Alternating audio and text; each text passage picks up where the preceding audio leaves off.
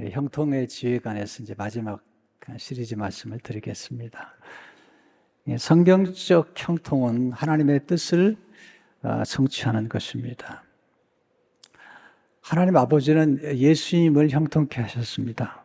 이사야는 장차 오실 예수님께서 형통하는 종이 될 것이다, 그렇게 예언하고 있습니다. 이사야 52장 13절을 보게 되면 보라, 내 종이 형통하리니 받들어 높이 들려서 지극히 존귀하게 되리라.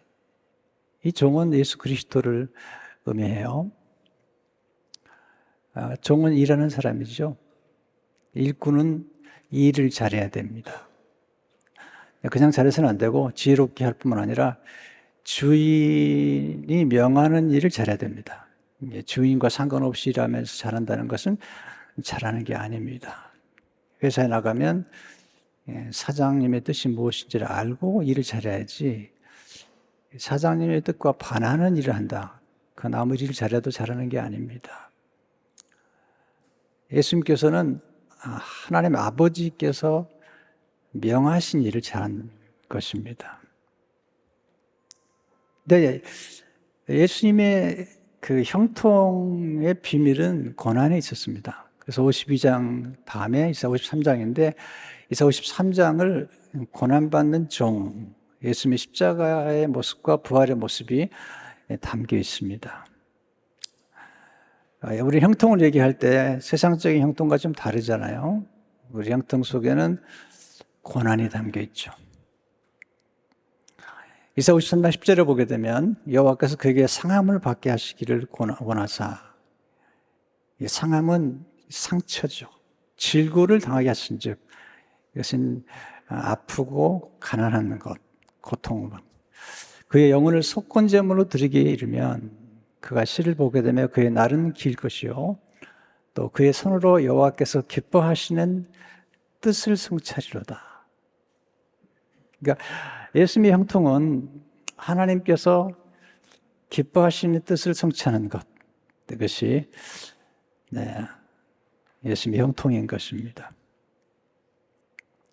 주님 십자가에 죽으시고 부활하심으로 아버지께서 맡기신 일을 이루셨죠. 요한복음 10장 4절을 보시면 아버지께서 내게 하라고 주신 일을 내가 이루어 아버지를 이 세상에서 영화롭게 하였사오니, 하나님은 일을 맡기시고 이 일을 통해 축복하세요. 가끔 어떤 분들 만나보면 인생의 목표가 뭐냐고 그러면 은퇴하는 거라고 그래요. 여러분, 은퇴하는 건 우리의 삶의 목표가 아니죠. 하나님 일을 통해서 우리를 축복하시고 이를 통해서 우리에게 기쁨을 주시고 보람을 주시고 좋은 만남을 주시고 또 우리의 삶을 풍성케 하시잖아요. 그러니까 우리가 어떤 직임에 나이가 들어서 어떤 직임이나 어떤 직장을 은퇴할 수 있지만 하나님이 우리에게 주신 사명, 소명은 평생 가는 거죠. 저도 때가 되면 제 직임, 담임 목회자는 직임에서 내려와야죠. 은퇴하죠. 그러나 제게 주신 업은 말씀을 증거하고 또 글을 쓰고 제자를 삼고 사람을 키우고 남기고, 이건 저의 업이에요. 오늘 아침에 나오면서 그랬어요. 제 아내한테, 제가 은퇴하면 집에다가 강대상을 하나 놓고 설교를 시작하겠다.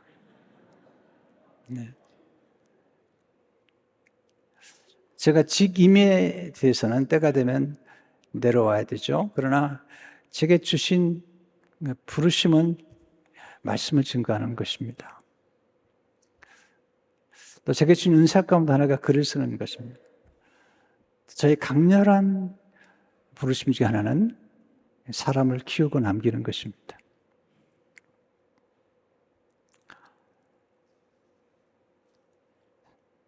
우리가 일에 대해서 얼마나 의미를 두느냐가 중요하잖아요.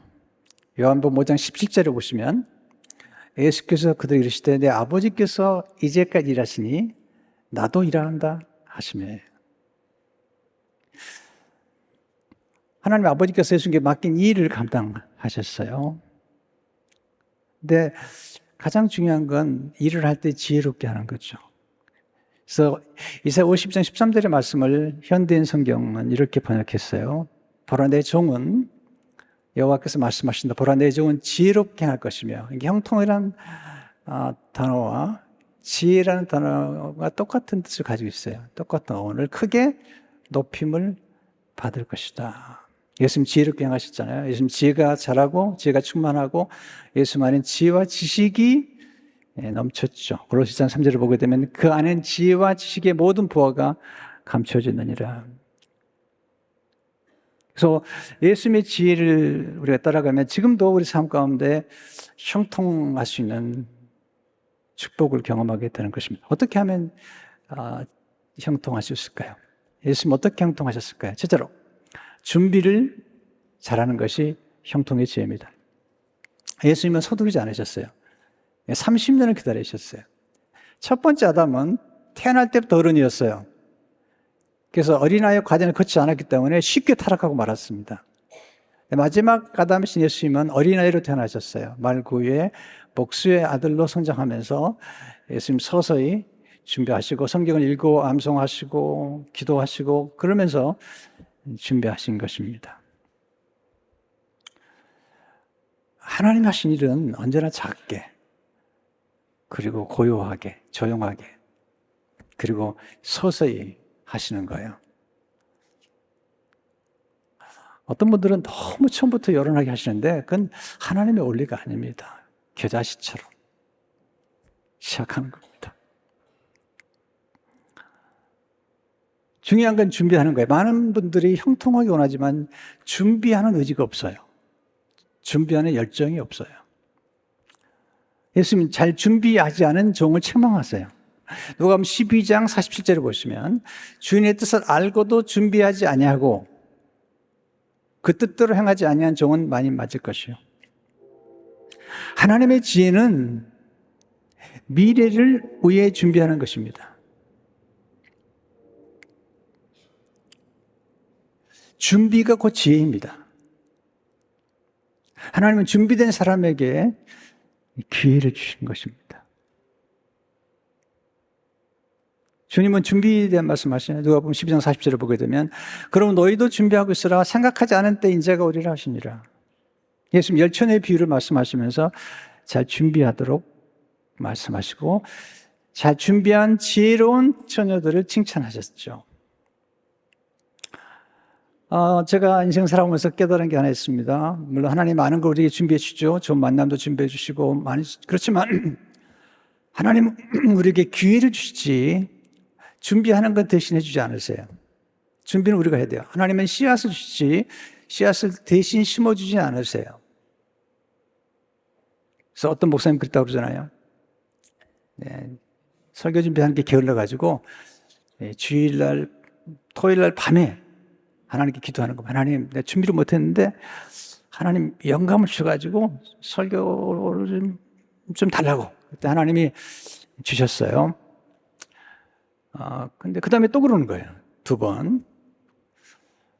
그 다음에 또 이제 준비 안 하고 기도하니까 하나님 그러시더래요. 이번에는 나도 준비가 안 됐다.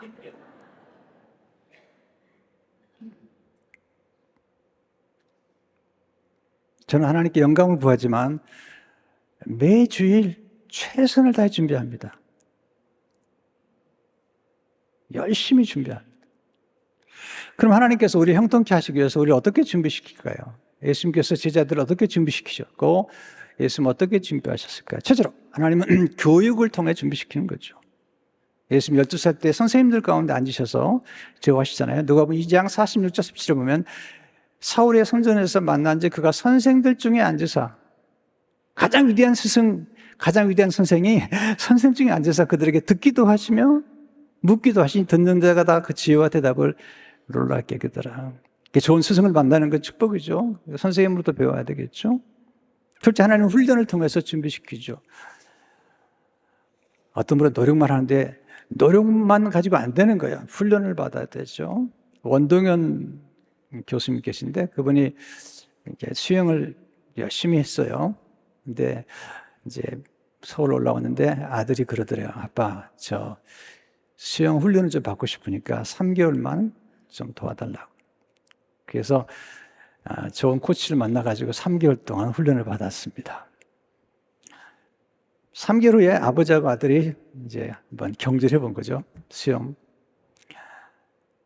평생 동안 수영했던 아버지가 3개월 동안 훈련받은 아들을 못 당해요. 아들이 이겼습니다. 이게 훈련의 힘인 거죠. 셋째, 하나님은 좋은 만남을 통해서 준비시켜 주시죠. 하나님 만남을 통해서 우리를 교육시키시고 훈련시키시고 때로는 연단시키시죠.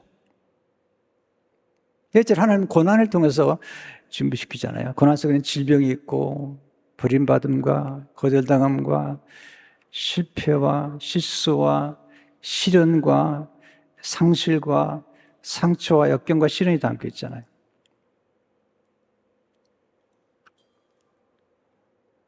여러분, 상처를 안 받으려면 사랑하지 않으면 되는데, 여러분, 사랑하지 않고, 여러분, 사랑하면 상처를 받게 되어 있는 거죠. 시련의 아픔, 굉장히 고통스러운 거죠. 근데 시련을 통해서 우리는 상처를 받지만 상처를 극복하면서 더 단단해지는 거예요. 그러면서 사람을 알아보기 시작하는 거예요. 시련의 경험이 우리 인생의 시야를 넓혀주는 거죠.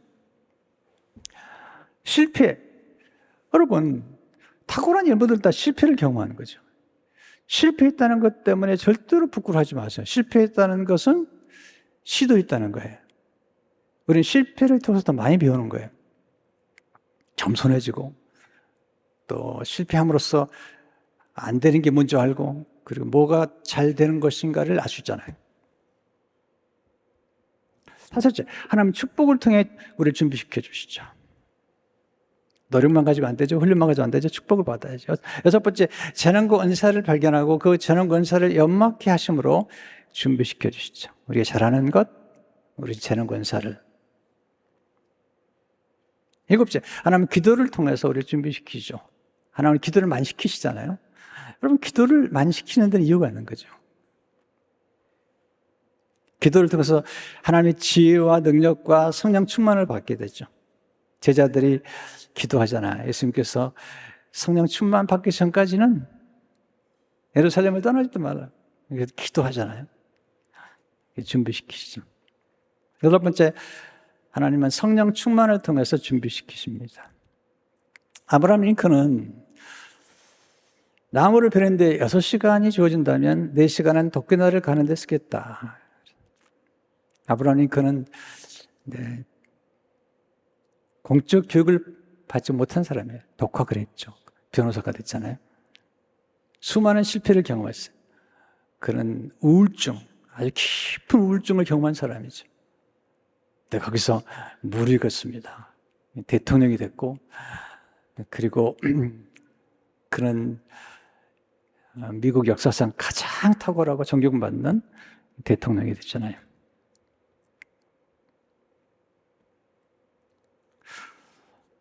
오늘 아침에 제가 성경 읽다가 발견한 말씀이에요. 열왕기상 20장 22절을 아침에 읽었는데 그 선지자가 이스라엘 왕에게 나와 이르되 왕은 가서 힘을 기르고 이게 준비하는 거예요. 힘을 기르는 거죠. 실력을 통해서 힘을 기르는 거예요. 이거 다 힘을 기르는 거잖아요. 왕께 생할 일을 알고 준비하소서. 해가 바뀌면 아람왕이 왕을 치러 오리이다 하니라. 지혜 있는 자는 강하고 지식 있는 자는 힘을 더하는 거죠. 힘을 기르야죠. 창세기 41장 36절을 보면 요셉의 지혜예요. 이와 같이 그 공물을 이 땅에 저장하여 애굽 땅에 임할 7해 흉년에 대비하시면 저축하고 그 대비하라는 거예요. 땅에 이 흉년으로 말미암아 망하지 아니하리이다. 준비하대요. 우리 교회가 이렇게 땅을 구입하고 아름다운 공동체를 세워나갈 수 있었던 것은 교회가 시작되면서 우리 장로들과 상의를 했습니다. 우리 언젠가는 장소가 필요할 텐데 헌금의 5분의 1을 저금합시다. 요셉이 5분의 1씩을 저축한 것처럼 저축을 한 거죠. 그래서 기회를 주신 거죠. 이렇게. 그다음에 또 저축을 했어요. 그래서 다시 건축을 합니다. 여기까지 온 거죠. 준비한다는 것은 적합한 타이밍, 적합한 때를 위해서 준비하는 거예요. 예수님은 자주 말씀하셨어요. 내 때가 이르지 아니하였다. 내 때가 찼죠. 십자가에 돌아가신 거죠. 사람은 모두 다 각자의 때가 있는 거예요. 때가. 그 때를 분별하고 때를 적합하게 찾아야 됩니다. 그런데 이 놀라운 진리를 한국 가니까 목욕탕에 써 있어요. 사람 모두 다 각자의 때가 있다. 제가 엄청 노력하는데 좀 웃어주세요. 따라서 해보세요. 사람은 모두 다 각자의 때가 있다. 우리 모두에게는 적합한 때가 있죠. 적합한 타이밍. 탁월한 이들은 타이밍이 정확해요. 타이밍. 정확한 타이밍이 필요한 거죠. 두 번째, 사명에 집중하는 것이 행동의 지혜죠. 예수님 모든 문제를 해결하지 않으셨어요. 이 땅에 오셔서. 모든 사람의 병을 고쳐주지 않으셨어요. 모든 사람을 기쁘게 하려고 하지 않았어요. 예수님은 모든 사람들에게 기쁨을 주려고 하셨지만 바리새인들에게는 엄하셨어요. 하나님 아버지를 기쁘게 하는데 예수님 최선을 다하셨죠. 예수님 자주 표현한 게 인자가 온 것은 그러잖아요. 로마서 19장 10절에 보면 인자가 온 것은 잃어버린 자를 찾아 구원하려 함이니라. 마가복음 1장 45절에 보세요. 인자가 온 것은 성경을 받으려 함이 아니라 도리어 섬기려 하고 자기 목숨을 많은 사람의 대속물로 주려 함이니라. 요한복음 10장 10절에 보면 내가 온 것은 야너 생명을 얻게 하고 더 풍성히 얻게 하려는 것이라. 예수님은 인기에 집착하지 않으셨어요. 사명에 집착하는 거죠. 예수님 새벽에 기도하시니까 제자들이 찾아왔어요. 예수님 사람들이 막 몰려왔습니다. 인기가 최고입니다. 예수님이 마가복음 1장 38절 39절에서 이렇게 말씀하시죠. 이르시되 우리가 다른 가까운 마을들로 가자. 거기서도 전도하리니 내가 이를 위하여 왔노라 하시고 이에 온 갈릴리에 다니시며 그들의 여러 회당에 전도하시고 또 귀신들을 내쫓으시다. 내가 이를 위하여 왔노라 하시고 우리가 살아야 될 이유, 삶의 이유가 있는 겁니다. 그럼 어떻게 사명에 집중할 수 있겠는가? 실제로 사명에 집중하기 위해서는 사명을 깨달아야 되죠. 어떻게 깨닫죠? 이 사명은 우리의 재능과 은사와 우리의 기질과 성향과 우리 안에는 거룩한 부담감과 관련되어 있어요. 또 우리가 주신 어떤 기술 관련되어 있어요. 그러니까 사명을 자각하는 날, 축복의 날이죠. 사명은 하나님이 이 땅에 우리를 보내신 이유입니다. 살아야 될 이유. 사명은 하나님의 심부름을 성취하는 것입니다. 근데 하나님은 지혜로우셔서 우리가 할 수 없는 것을 시키지 않으세요. 하나님 우리가 잘할 수 있는 것, 우리 손에 있는 것, 우리의 재능과 은사, 기술 이런 걸 통해서 역사하시는 거예요. 제 형님은 정말 탁월한 엔지니어세요. 기술이 굉장히 좋아요. 손기술이 굉장히 좋아요. 우리 어머니는 바느질 교수인데 바느질이 굉장히 탁월하시죠. 정말. 근데 저는 손기술이 없어요. 우리 집에 있는 모든 조립한 작품은 다 제 아내의 작품입니다. 네. 그렇지만 저는 하나님 글을 쓰고 사람들을 섬기는 이런 은사를 주신 것입니다. 두 번째, 사명에 집중하기 위해서는 가지치기를 잘해야 되죠. 모든 것을 잘하려고 하지 마세요. 그럴 수 없습니다. 그 욕심을 내려놓으셔야 돼요. 그건 이제 욕심인 거죠. 정말 중요한 일에 집중해야죠. 풍성한 열매의 비밀은 가지치기에 있습니다. 요한복음 15장 2절을 보게 되면 물은 내게 붙어있어 열매를 맺지 않은 가지는 아버지께서 그것을 제하여 제거해 버리시고 물은 열매를 맺는 가지는 더 열매를 맺게 하려 그것을 깨끗하게 하시느니라. 이 사명에 집중해야죠. 가장 슬픈 일은 중요하지 않은 일을 잘하는 겁니다. 여러분 제가 목사잖아요. 근데 제가 화투를 굉장히 잘해요.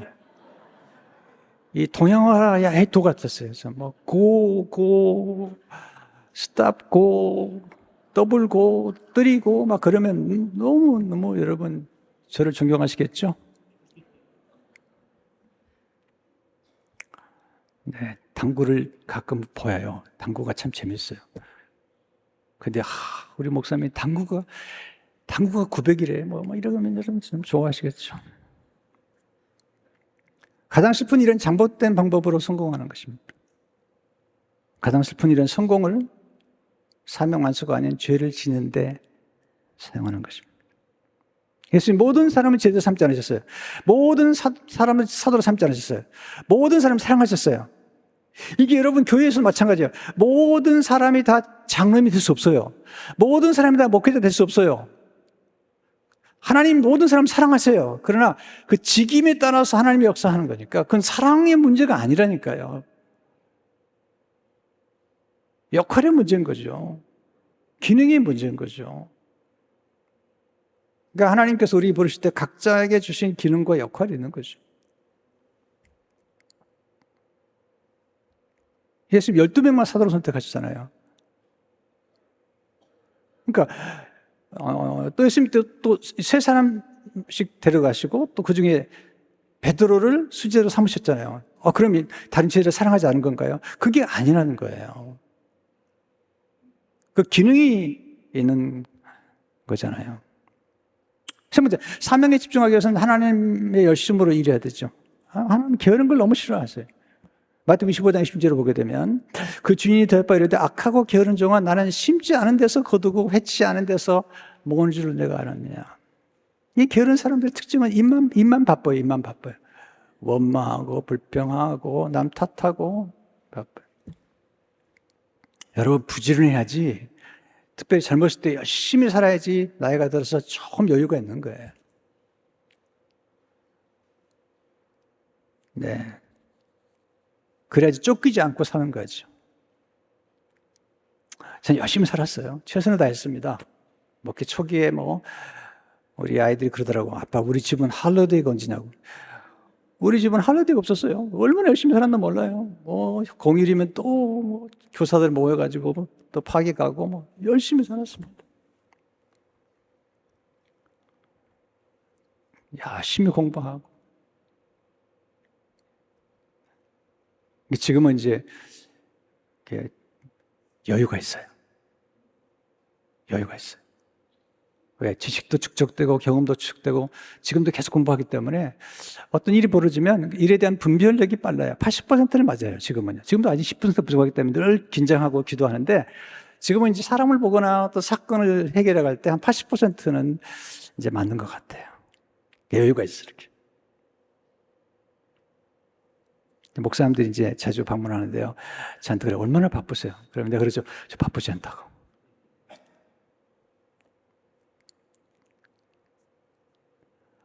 하나님은 열정적인 사람을 쓰는 거예요.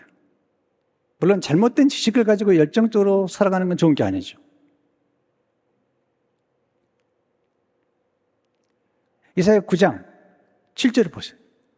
그 정성과 평강이 다인 무궁하며 또 다윗의 왕자와 그 나라에 군림하여 그 나라를 굳게 세우고 지금 이후로 영원히 정의와 공의로 그것을 보존하실 것이라. 만군의 여호와의 열심히 일을 이루시리라. 사도 바울도 열심히 일하잖아요. 고린도서 11장 2절을 보게 되면 내가 하나님의 열심으로 너희를 위하여 열심을 내노니 내가 너희를 정결한 처녀로 한 남편인 그리스도께 드리려고 중매함이로다. 너무 서두르도 안 되지만 게을러도 안 됩니다. 여러분 게으르면 마귀도 안 쓴다고 그러잖아요. 여러분 열심히 살아야 됩니다. 네. 어떤 분은 열심히 사니까 나중에 약간 여유가 있는 거하고 게으른 거하고는 차원이 다른 거예요. 차원이. 제가 탁월한 인물들을 만나봤는데 이분들은요 서두르지 않아요. 만나잖아요. 몰입을 해요. 네, 전화도 잘 안 받아요. 그냥 딱 놓고 몰입을 해요. 여유가 있어요. 어떤 분을 만나보면요, 막 전화를 받고 막 또 받고 또 받고 그래요. 한 번은 제가 목자 세미나를 하는데요. 목사님 가운데 어떤 분이 막 전화를 받는 거예요. 또 여기서 전화 안 받아도 지구가 잘 돌아가는데 나중에 막 안 되니까 막 또 그 의자에 내려 앉으셔가지고 막 전화를 받아요. 그러지 마세요.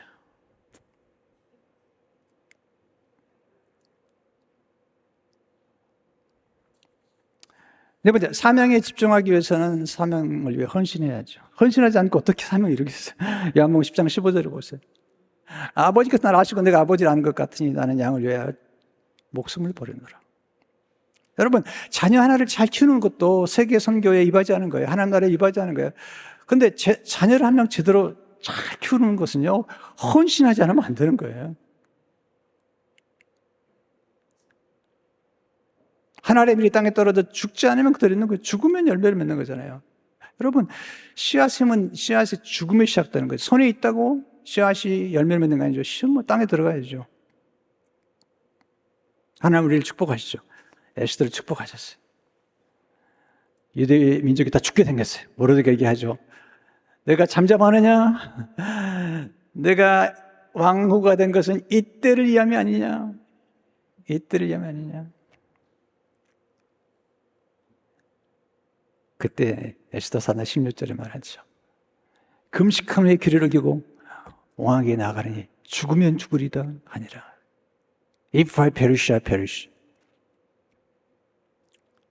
제가 이제 89년도에 처음 개척을 했어요. 뭐 정말 우리 식구들 놓고 기도하고, 그리고 12월 13일 날, 88년 12월 13일 날 이제 가족들이 개척한다고 그러고, 1월, 그 다음에 89년 1월 14일 날 한 명의 성도를 얻어서, 한 명의 성도를. 그리고 일요일 날 천예배를 드린 거죠. 교회당 찾는 게 너무 어려운 거죠. 미국 교회를 빌려보려고 하는데. 근데 마침 한 2주 전에, 예배 드리겠다가 2주 전에 아주 아슬아슬하게 이글락에 있는 침례교회에서 와보라고 갔더니 교회를 빌려주셨어요. 무료로. 그러면서 그 목사님이 물어보는 거예요. 미국 교회 담임 목사님이 어떤 태도를 가지고 교회를 개척하느냐. 했습니다. 죽으면 죽으리라. If I perish, I perish. 가만히 계시더라고요. 그리고는 교회 열쇠를 주시는 거죠. 사도행 20장 24절을 보세요. 내가 달려갈 길과 주님께 받은 사명 곧 하나님의 은혜의 복음을 증하는 일을 마치려면 나의 생명조차 조금 더 귀한 것을 여기지 아니하노라. 신비로워요? 역설이에요. 죽고자 하면 살 것이요, 살고자 하면 죽는 거죠. 자기 생명을 바치면 오히려 생명을 얻게 되는 거죠. 세 번째, 좋은 성품을 따라 일하는 것이 형통의 지혜죠. 하나님의 관심은 우리가 사명을 완수할 때 어떤 성품을 가지고 완수하느냐에 관심이 많으세요. 가장 아름다운 사역은 좋은 성품에서 나오는 거죠. 좋은 성품은 좋은 태도를 의미하죠. 좋은 태도는 미래 예고편 같은 거예요. 사도 바울은 로마 옥중에 있으면서 빌립보서를 썼어요. 그러면서 빌립보서 1장 5절에 이렇게 얘기하죠. 너희 안에 이 마음을 품으라고 그리스도 예수의 마음이요. 근데 현대인 성경에 보면 이걸 이렇게 번역을 했어요. 여러분은 그리스도 예수님과 같은 태도를 가지십시오. 태도가 중요한 거잖아요. 태도를 보면 미래를 볼 수 있잖아요. 12명의 정탐 가운데 10명의 태도, 그들은 원망하고 부정적이고 불신하고 이런 태도를 가졌어요. 안 된다는 거예요. 근데 2명의 여호수아와 갈렙은 가능하다는 겁니다. 할 수 있다는 것입니다. 긍정하는 것입니다. 감사하는 것입니다. 기적을 기대하는 태도가 중요해요. 기적. 오늘도 여러분 기적이 일어날 줄을 믿습니다. 기적을 믿으세요. 근데 너무 기적을 생각할 때 너무 큰 것만 생각하지 말라고요. 작은 것부터 생각하라고, 작은 것부터. 제가 일부 얘기했더니 사람들 웃더라고요. 저는요, 120파운드를 넘어간 적이 없어요. 120파운드를. 근데 최근에 와가지고 124파운드가 됐어요. 우와. 오늘 아침에 재보니까 124.5파운드. 0.5파운드가 늘었어. 전 이게 기적이라고 생각해. 기적이 별거 있나요? 숨 쉬는 게 기적이지. 여러분, 병원에 가가지고 산소호흡기 꼽아보세요. 하루에 얼마나 돈이 많이 나오는지 아세요? 병원비가. 특별히 미국 같은 데는. 하루에 산소호흡기 꼭 끼고 있으면, 얼마나 많은 돈이 들어간 줄 알아요? 엄청납니다. 지금 여러분 공짜로 지금 숨을 쉬고 있는 거예요. 공짜로. 돈 내고 갔어요. 네. 우리는 진짜 하나님의 은혜를 받으면서도 은혜인지 모르고 살아가죠. 좋은 세대는 좋은 성품을 만드는데, 예수님 어떤 성품이죠? 첫째로, 겸손한 성품이죠. 겸손해야죠. 빌립보서 6절, 8절을 보게 되면, 그런 근본 하나님의 본체시나 하나님과 동등됨을 취하고 서기지 아니하시고, 오히려 자기를 비워 종의 형체를 가지사 사람들 같이 되셨고, 사람의 모양으로 나타나사 자기를 낮추시고, 겸손하셨잖아요. 하나님 교만한 일을 너무 싫어하세요. 야고보 4장 6절에 보시면, 그러나 더욱 큰 은혜를 주시나니 그런 물을 일렀을 때 하나님이 교만한 자를 물리치시고 겸손한 자에게 은혜를 주신다 했느니라. 여러분, 겸손한 사람이 축복을 키우고 보존하고 나눌 수 있는 거죠. 저는 진짜 꾸준하게 잘 되는 분들을 봤는데요. 보세요. 어떤 분은 잘 됐다가 망하는 분도 많이 봤는데, 꾸준하게 잘 되는 분들의 특징이 뭔지 아세요? 겸손해요. 저 어릴 적에 아버니까 바느질을 바느질을 하셨어요. 바느질 하면 저희 어머니가 솜씨가 참 좋으셨어요. 제자도 키우셨어요, 우리 어머니가. 근데, 어머니가 우리가 사는 고향에, 유지들이 어머니한테 바느질을 맡겼어요. 바느질 맡기면 제가 이제 심부름 하는데, 그 당시에 행남자기 사장님, 지금 회장이라고 그러겠죠?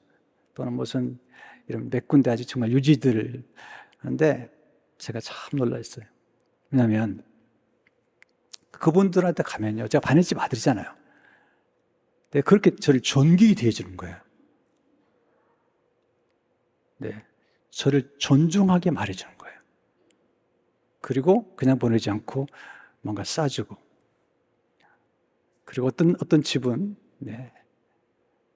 행남자기 그런 분들은 그 당시에 명절이 되면 평소에 먹을 수도 없는 갈비를 한 짝씩 보내주는 거예요.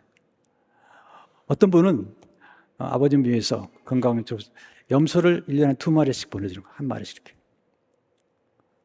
또 이랜드 주식회사의 박성수 회장님의 아버님이 저희 어머니하고 친척이세요. 집에 가면 집이 참 잘 살았어요. 정말. 그래서 이제 세배를 가거든요. 세배를 가면 얼마나 정중하게 대하는지. 그리고 아주 세배 때도 넉넉하게 주시고. 그분이 장로님이셨는데 신안군에 있는 많은 섬에 있는 목사님들을 섬겼어요. 나중에는 그렇게 섬기다가 빚을 져가지고 이제 집을 내놓게 됐어요. 근데 그때 이 박성수 회장님이 이미 이제 잘 되기 시작한 거죠. 내려와가지고 아버지 집을 새로 다 해드렸어요. 빚 다 갚아드려요.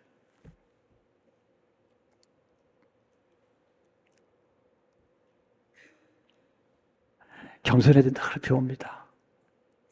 제가 어제 설교했죠? 나이가 들면 지혜로운 줄 알았어요. 저도 생각해요. 나이가 들면 지혜로운, 요즘 아닌 거예요. 나이가 드니까 지혜롭지 않아요. 뻔뻔해지는 거예요. 지금 얼마나 뻔뻔해요. 여러분, 젊은 사람한테 배우셔야 돼. 지금은 젊은 사람들은 배워야 돼. 지금 20대, 30대 얼마나 타고난지 몰라요. 정말 명석한 거예요. 배우셔야 돼요. 옛날에 농경시대하고 달라요, 지금은. 무슨 얘기를 하고 있는 거예요? 우리 젊은 목사님들한테 제가 얼마나 배우는데요. 와, 탁월해요. 지난번에 부활절 어린이 잔치를 했는데 제가 다녀와가지고 보니까 우리 젊은 목회자들이 와, 상상도 못하는 작품을 만드는 거예요. 따라가지 못하겠어요. 배워야죠. 겸손하게. 물론 나이가 들면 좋긴 하겠지만 부탁드립니다. 나이가 든다고 지혜로우면 좋겠는데 그렇지 않아요. 잘못하면 꼰대가 되는 거예요. 밤낮 잔소리를 하고. 여러분, 젊은 사람한테 배우세요. 그래야지 존경을 받는 거예요. 저는 후배 목사님들한테 잘해요. 잘 섬겨요. 잘 배워요. 이번에도 10월 달에 제가 집회를 한 군데 가는데 연락이 왔어요. 목사님 기대합니다. 네, 그랬습니다. 제가 배우러 갑니다. 배워야 돼요. 두 번째, 순종하는 성품이죠. 예수님께서 빌립보서 8절을 보세요. 죽기까지 복종하시니 이거 십자가에 죽으십니다. 여러분, 순종이 정말 중요한 거예요. 특별히 끝까지, 죽기까지, 끝까지 순종하는 게 중요한데, 아담과 하와는 그 놀라운 축복을 받았잖아요. 엄청난 사명을 받았어요. 땅을 다스리고 모든 걸 다스리는, 그리고 에덴 동산을 경작하는 사명을 받았는데 그들이 범죄했어요. 불순종함으로 망한 거죠. 본인만 망한 게 아닙니다. 전 인류를 부패하게 만든 겁니다. 로마서 4장 19절에 보세요. 한 사람이 순종하지 아니함으로 많은 사람이 죄 있는 것 같이 한 사람이 순종하심으로 많은 사람이 의인이 되리라. 여러분, 예수님이 33살밖에 안 됐어요. 그리고 예수님의 제자들이 다 20대, 그 당시에. 제가 젊은 나이에 이런 얘기를 하면 어른들이 기분 나빠하시지만 저도 이제 나이가 들었습니다. 그러니까 딴 얘기 하지 마세요. 네. 예수님 제자 20대였어요, 20대. 20대의 제자들이 세계를 복음화시킨 거야. 젊은 것들이 아니에요. 그렇게 얘기하시면 안 되는 거죠. 물론 어른을 공경하세요. 저도 어른을 존경합니다. 그렇지만 어른들이 젊은 분에게 배워야 되겠죠. 우리 교회도 지금 젊은 장로들이 새로 들어왔는데 달라요. 이게 느낌이 다르고 생각이 다른 거예요.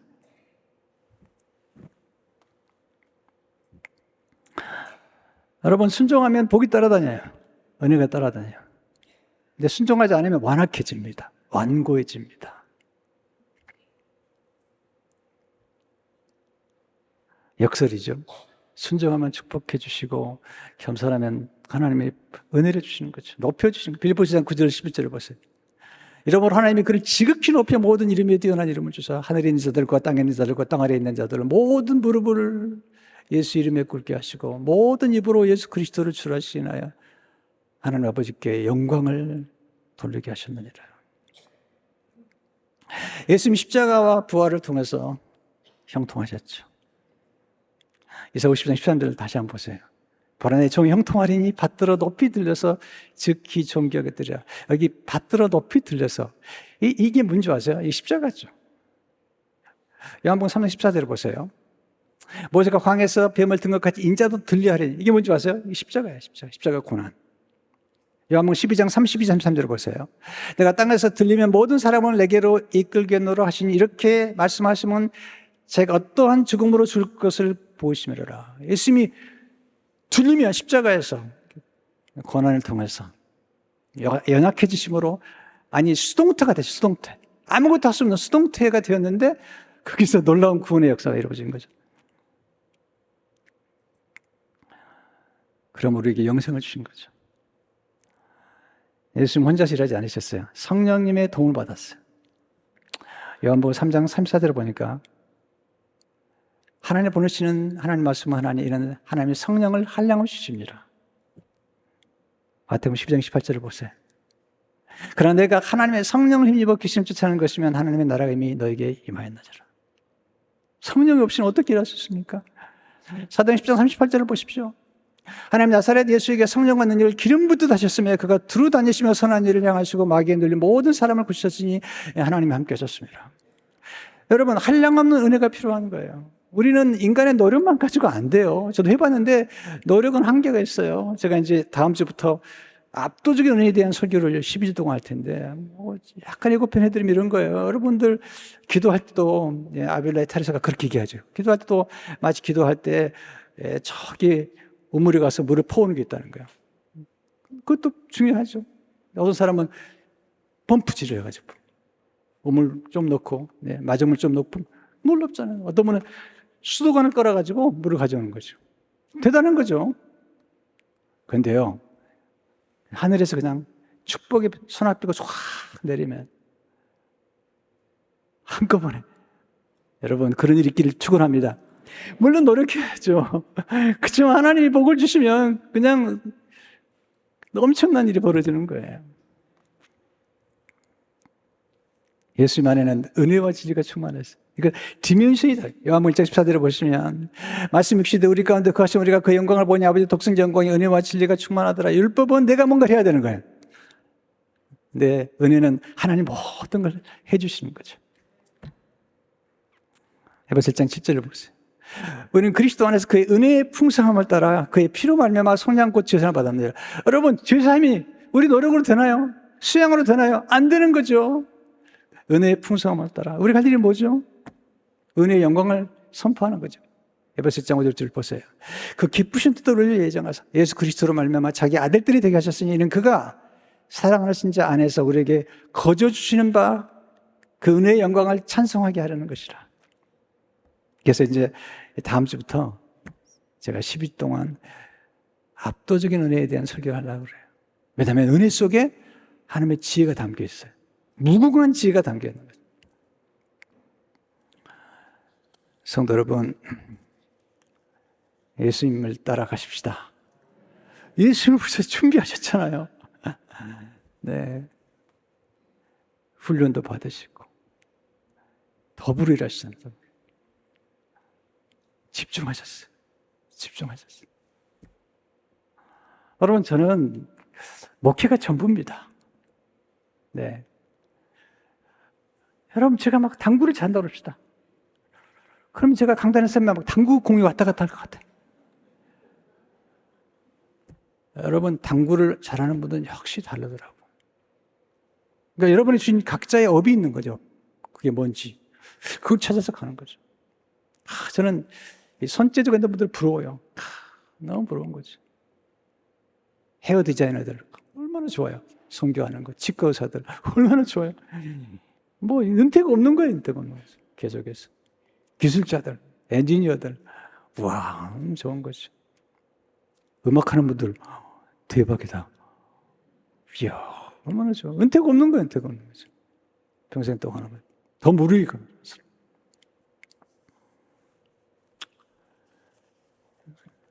하나님은 형통하기를 원하세요.